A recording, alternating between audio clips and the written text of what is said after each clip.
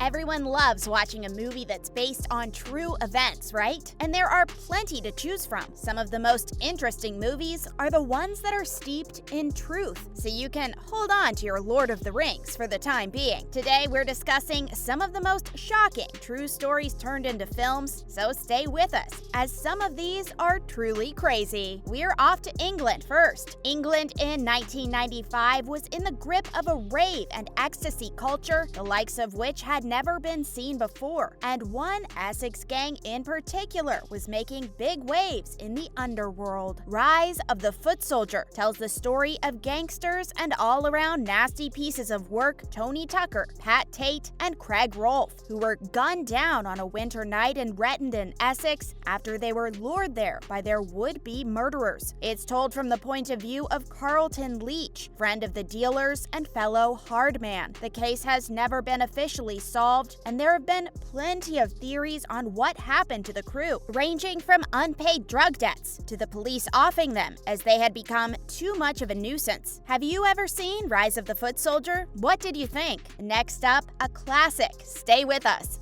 The Pianist is one of those movies with every scene you're asking yourself, did this really happen? Unfortunately, it did. It tells the tale of a young pianist, Władysław Szpilman, in Warsaw during the Second World War. His family are persecuted by the Nazis, and he only just escapes the train to one of the death camps by the skin of his teeth. The film charts his survival in the midst of chaos, documenting his survival techniques and people who helped him throughout his terrible fight for survival. He survives. Spoiler alert, it's nearly 20 years old, so if you haven't seen it by now, it's kind of on you. With the help of some non-Jewish citizens and a German officer who seems to be done with war. At the end, we see the officer in a jail camp asking other Jews who are passing by after being liberated to find Szpilman and ask him to come and help him. The only adjective we could find to adequately sum up this movie is harrowing. What did you think of The Pianist? Let us know in the comments